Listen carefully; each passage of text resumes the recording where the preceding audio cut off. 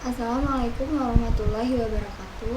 Perkenalkan, saya Tami Putri Wardani, NPM 2021 1450 1156 dari kelas R1B, Prodi Pendidikan Ilmu Ekonomi di Universitas Indraprasta PGRI.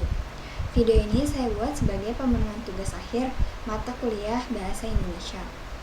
Dalam video ini saya akan membahas mengenai kekerasan dan pelecehan seksual yang dialami oleh perempuan di Indonesia, di mana kasus-kasus tersebut kian meningkat beberapa waktu belakangan ini semenjak adanya pandemi COVID-19.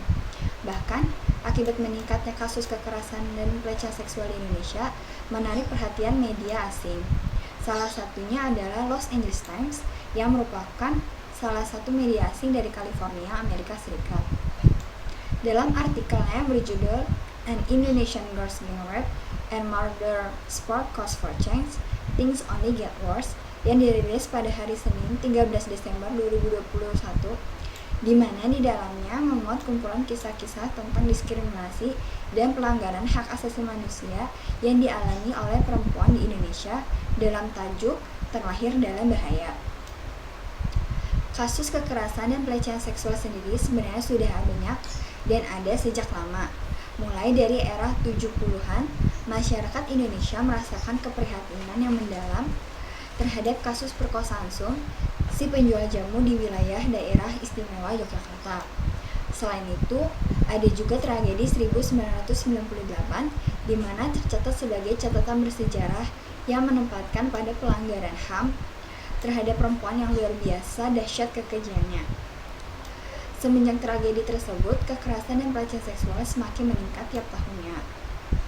Untuk lebih lanjut mengenai kekerasan dan pelecehan seksual yang dialami oleh perempuan di Indonesia, mari simak penjelasan berikut ini. Pertama-tama, mari kita bahas apa itu kekerasan dan pelecehan seksual.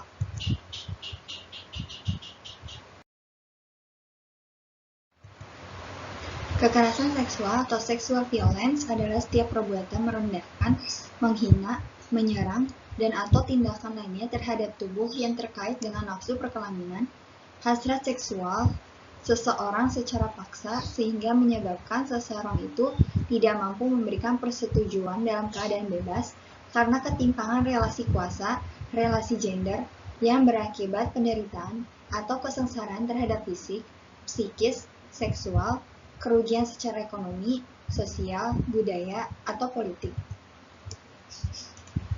Sedangkan pelecehan seksual atau sexual harassment adalah tindakan seksual lewat sentuhan fisik maupun non-fisik dengan sasaran organ seksual atau seksualitas korban. Tindakan seksual non-fisik yang dimaksud adalah berupa siluman, main mata, ucapan bernuansa seksual, mempertunjukkan materi pornografi dan keinginan seksual, serta gerakan atau isyarat yang bersifat seksual sehingga mengakibatkan rasa tidak nyaman, tersinggung, merasa direndahkan martabatnya, dan mungkin sampai menyebabkan masalah kesehatan dan keselamatan.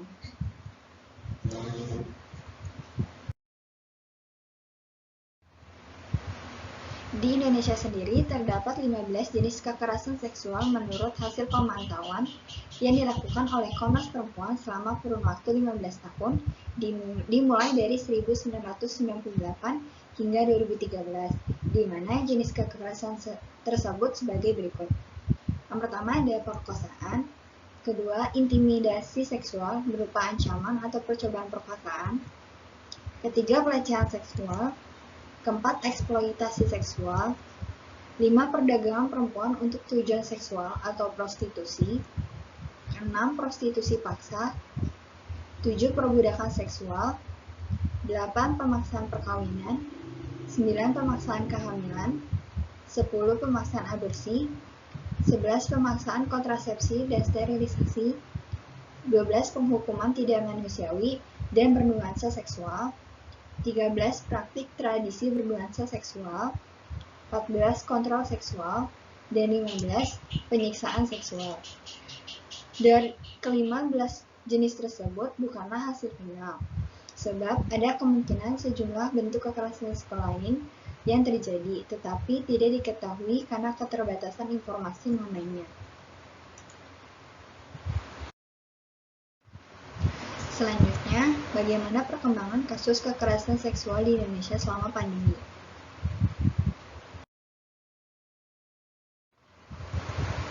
Berdasarkan data catatan tahunan dari Komnas Perempuan, di tahun 2020, total kasus di tahun tersebut sebanyak 299.011 kasus, dibandingkan dengan jumlah kasus di tahun 2019 sebanyak 431.470 kasus. Kasus di tahun 2020 menurun. Hal itu sendiri menurut Komnas Perempuan bukan berarti jumlah kasus benar-benar menurun. Sejalan dengan hasil survei KTP atau kekerasan terhadap perempuan, di masa pandemi penurunan jumlah kasus dikarenakan pertama, korban dekat dengan pelaku selama masa pandemi atau masa PSBB. Kedua, korban cenderung mengadu kepada keluarga atau diam. Ketiga, persoalan literasi teknologi. Keempat, model layanan pengaduan yang belum siap dengan kondisi pandemi. Dengan ketidaksiapan layanan tersebutlah yang membuat kasus kekerasan menurun. Tetapi, jika layanan pengaduan kembali seperti semula, maka dipastikan angka kasus meningkat. Jika dihitung rata-rata pada tahun 2019, setiap lembaga terdapat 61 kasus, sedangkan pada tahun 2020 meningkat menjadi 68 kasus di setiap lembaga. Dengan demikian, jika pengembalian layanan kembali seperti awal, maka ada peningkatan sebanyak 10% atau setara dengan 1.700-an kasus. Berikut merupakan grafis dari data catatan tahunan 2020 yang dirilis oleh Komnas Perempuan.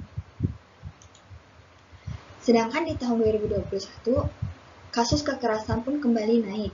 Menurut Ketua Komnas Perempuan, Andi Yentriani mengatakan sampai Juni 2021, Komnas Perempuan telah menerima 2.592 kasus. Sementara itu, hingga awal Oktober, menurutnya data yang sudah masuk ada 4.200 lebih pengaduan yang masuk ke Komnas Perempuan.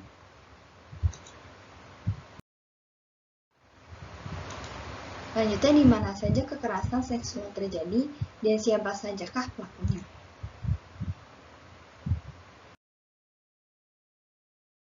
Kekerasan seksual dan pelecehan seksual dapat terjadi di mana saja. Berdasarkan Komnas Perempuan, tempat terjadinya kekerasan seksual dikategorikan menjadi 3, yaitu ranah privat atau personal, ranah publik atau komunitas, dan ranah negara. Ketiga kategori ini menunjukkan bagaimana perempuan mengalami kekerasan dari berbagai aspek, mulai dari rumah atau orang terdekat, ruang publik, hingga dampak kebijakan negara. Pelaku kekerasan seksual dan pelecehan seksual pun bisa dilakukan oleh siapa saja, bukan hanya mereka yang berasal dari golongan ekonomi menengah atau rendah, apalagi kurang atau tidak berpendidikan sama sekali, melainkan pelakunya sudah menembus ke dalam semua strata sosial, dari mulai strata terendah hingga strata tertinggi. Maka dari itulah saat ini Indonesia sedang mengalami krisis kekerasan seksual bagi perempuan.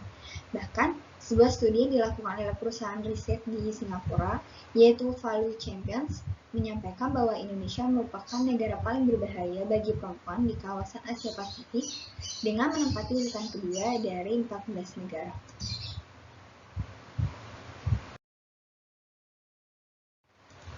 Berikut merupakan grafik pelaku kekerasan seksual dalam ranah personal di tahun 2020, di mana 3 pelaku yang paling banyak adalah dilakukan oleh pacar, yaitu sebanyak 1.074 kasus, disusul oleh mantan pacar sebanyak 263 kasus, dan disusul juga oleh ayah kandung sebanyak 165 kasus.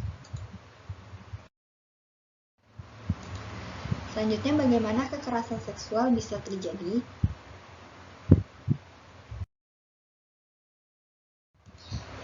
Kekerasan seksual tidak datang secara tiba-tiba, tetapi melalui proses pelecehan yang awalnya dianggap biasa, namun pada akhirnya bermuara kepada kejahatan, yang awalnya hanya bersiul, berupa ungkapan seksis, ajakan untuk seksual, dan hal-hal lain yang bersifat verbal lainnya, hingga pada akhirnya di dalam diri si pelaku memiliki hasrat lebih yang mendorong pelaku melakukan kejahatan tersebut. Budaya patriarki yang tinggi pun menjadi salah satu faktor penyebab terjadinya kekerasan seksual. Harus diakui bahwa kendala yang paling sulit untuk disingkirkan dalam upaya meningkatkan kesetaraan gender adalah budaya patriarki. Sehingga karena pria merasa dan menganggap dirinya merupakan sosok yang superior, maka mereka bisa dengan bebas melakukan apapun, sedangkan perempuan dianggap lemah dan dianggap rendah, tidak bisa dan tidak boleh melawan pria, yang pada akhirnya menempatkan posisi perempuan menjadi objek pengemilian dan pelecehan hak-haknya.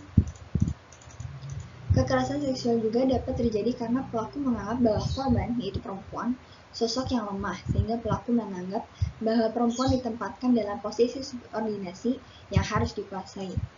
Selain itu, ditemukan juga di mana sebagian besar perempuan yang menjadi korban cenderung diam dan tidak melaporkan kejahatan pelecehan seksual.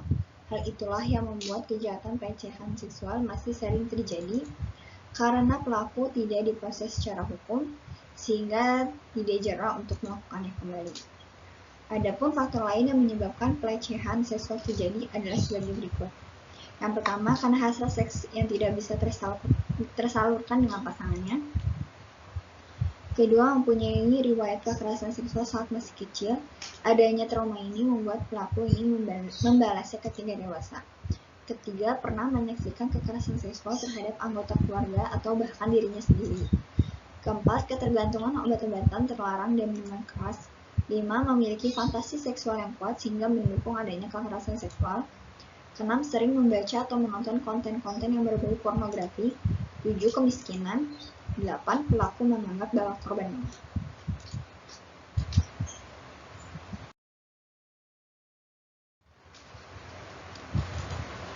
Sedikit tambahan, apakah korban pelecehan seksual disebabkan oleh para korban yang berpakaian terbuka dan ketat?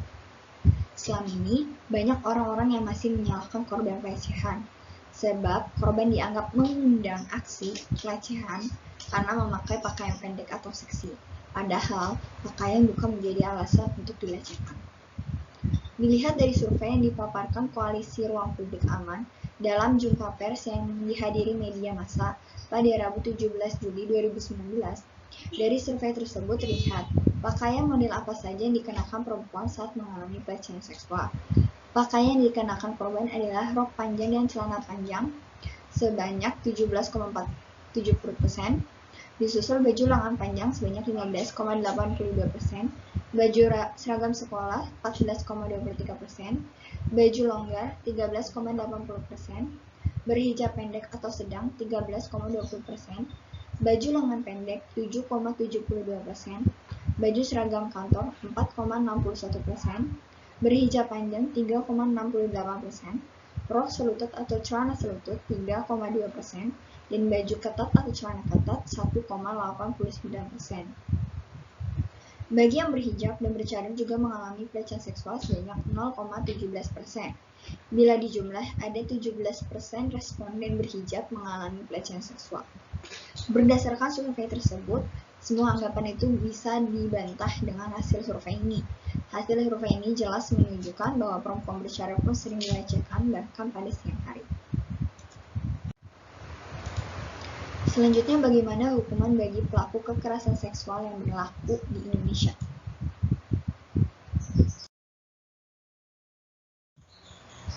Paling tidak saat ini terdapat sedikitnya 4 jenis undang-undang yang mengatur tindak pidana yang berhubungan dengan kekerasan seksual, yakni Kitab Undang-Undang Hukum Pidana atau KUHP, Undang-Undang Nomor 23 Tahun 2002, sebagaimana yang telah diubah dengan Undang-Undang Nomor 35 Tahun 2014 tentang Perlindungan Anak, Undang-Undang Nomor 23 Tahun 2004 tentang Penghapusan Kekerasan dalam Rumah Tangga, dan Undang-Undang Nomor 21 Tahun 2007 tentang Tindak Perdagangan Orang.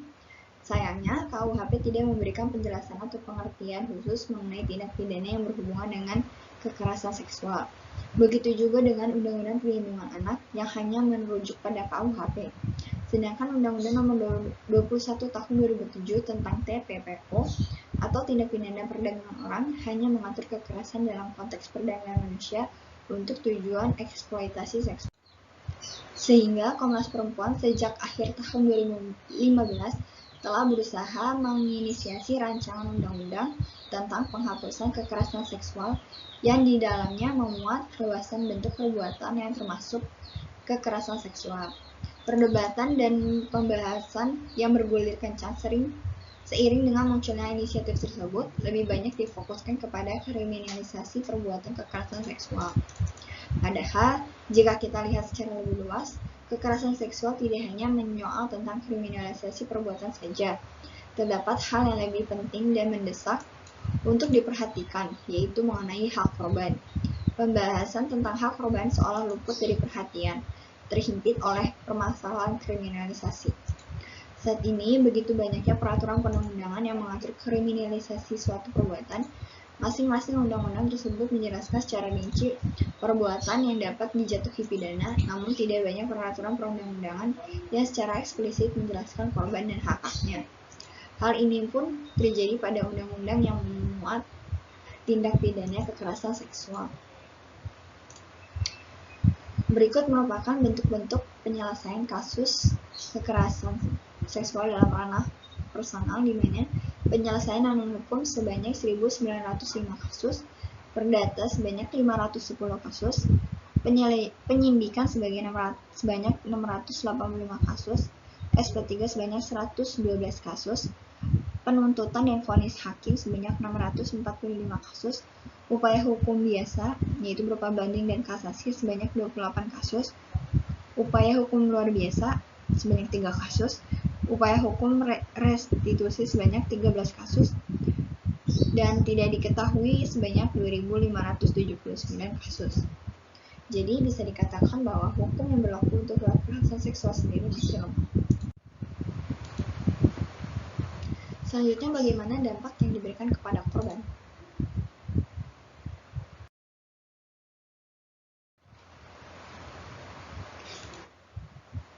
Terdapat 3 aspek dampak kekerasan seksual terhadap korban, yakni psikologis, fisik, dan sosial.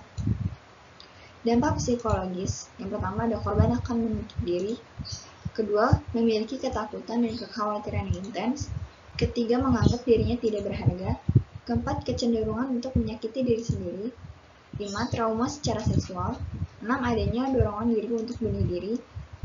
Sedangkan dampak fisiknya, yang pertama adanya gangguan fungsi reproduksi, kedua timbulnya rasa nyeri yang kronis, ketiga timbulnya penyakit menular seksual atau PMS, keempat infeksi atau pendarahan pada vagina atau anus, 5 peradangan pada vagina, 6 sakit tenggorokan ataupun luka pada mulut, ketujuh resiko kehamilan yang tidak diinginkan. Lalu ada dampak sosial, yaitu mendapatkan stigma dan dikucilkan dari masyarakat. Dan ini yang paling telat disadari karena seringkali kita melihat korban biasanya mengecilkan dirinya sendiri, tapi kemudian masyarakat mengeluarkan stigma yang menyebabkan korban semakin terpuruk.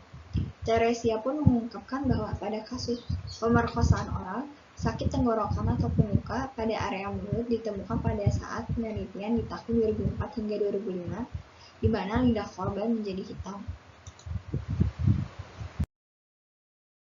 Berikut merupakan salah satu contoh kasus kekerasan dan pelecehan seksual yang sedang viral di Indonesia.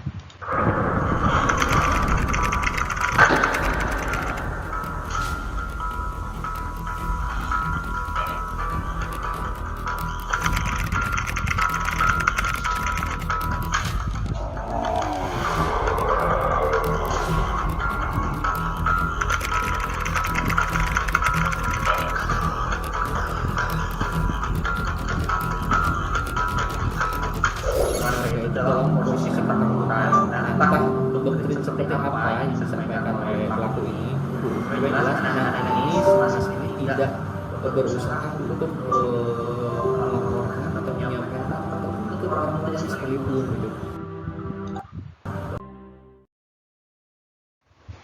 Siapakah sebenarnya Heri Wirawan, si predator seksual? Heri lahir di Garut pada tahun 1985. Heri berkuliah di Universitas Islam Nusantara, Bandung. Menurut Ketua Forum Pondok Pesantren Kota Bandung, Kiai Haji Aceng Dudung, Heri bekerja sebagai guru private mengaji dari rumah ke rumah usai lulus kuliah. Ia kemudian bergabung dengan Pesantren Madinah Bandung. Berikutnya, Heri keluar dari Pesantren Madinah dan diberi kepercayaan untuk mengelola rumah tahfiz Al-Ikhlas di Jalan Sukanagara, Antapani Kidul, Kota Bandung. Menurut situs resmi kantor wilayah Kementerian Agama Provinsi Jawa Barat, rumah tahfiz Al-Ikhlas di Antapani itu diresmikan oleh Kepala Kanwil Kemenak Jawa Barat, Bukhari pada 1 Februari 2018. Namun saat dikonfirmasi, Kemenak justru mengatakan bahwa rumah tahfiz itu belum mengantongi izin operasional. Selain mengelola rumah tahfiz Al-Ikhlas Antapani, Heri dalam kurun waktu berdekatan juga mendirikan Yayasan Manarul Huda Antapani atau Madani. Selanjutnya, masih pada tahun 2018, Heri membuka pesantren dengan konsep boarding school di Cibiru, Kota Bandung. Sekretaris Majelis Ulama Indonesia Provinsi Jawa Barat, Rafani Ahya, mengatakan bahwa pendirian pesantren di Cibiru sempat ditolak warga sekitar. Tapi, akhirnya dengan segala macam muslihat yang dia lakukan kepada warga, dengan meyakinkan bahwa ponpesnya tidak radikal, maka Madani Boarding School pun berdiri. Namun setelahnya, Heri tak pernah lagi bersosialisasi dengan warga sekitar. Pesantren itu menjadi eksklusif, warga pun tidak tahu bahwa di situ Heri memperkosa santri-santrinya. Heri telah memperkosa santri sebanyak 13 dan 8 santri diantaranya telah melahirkan. Usia korban pun ternyata masih di bawah umur dengan rentang umur 14 hingga 20 tahun. Aksi bejat Heri berlangsung pada periode 2016 hingga 2021 di berbagai tempat. Selama 5 tahun itu, para korban sangat takut kepada Heri sehingga ia begitu leluasa memperdaya mereka. Berdasarkan dakwaan jaksa, Heri memperkosa santri-santrinya di kantor Yayasan Madani Bandung, Rumah Tahfiz Al-Hilal Antapani, Madani Boarding School Cibiru, base camp di Cibiru Hilir, 5 hotel, dan sebuah apartemen yang seluruhnya berlokasi di Bandung. Selain memperkosa para santrinya, Heri juga terlibat dalam penyelewengan dana BOS hingga COVID-19 untuk memuluskan aksinya. Ia kini menjalani persidangan di Pengadilan Negeri Bandung dan didakwa melanggar pasal 81 ayat 1 dan 3 Jo, pasal 76D Undang-Undang Perlindungan Anak, Jo, pasal 65 ayat 1 KUHP. Heri terancam pidana 20 tahun penjara dan hukuman kebiri. Selanjutnya, Dewan Pembina Komisi Perlindungan Anak Bima Sena menyebut perbuatan yang dilakukan oleh Heri Wirawan sudah layak untuk dikenakan hukuman kebiri atau mati. Hal itu sesuai dengan pasal 81 ayat 5. Adapun pasal itu merujuk kepada peraturan pemerintah pengganti Undang-Undang Nomor 1 Tahun 2016 tentang perubahan kedua atas Undang-Undang Nomor 23 Tahun 2002 tentang perlindungan anak yang berbunyi, dalam hal tindak pidana dimaksud dalam pasal 76D menimbulkan korban lebih dari satu, mengakibatkan luka berat, gangguan jiwa, penyakit penular, terganggu atau hilang fungsi reproduksi, dan atau korban meninggal dunia. Pelaku dipidana mati, seumur hidup, atau pidana penjara paling singkat 20 tahun, paling singkat 10 dan paling lama 20 tahun.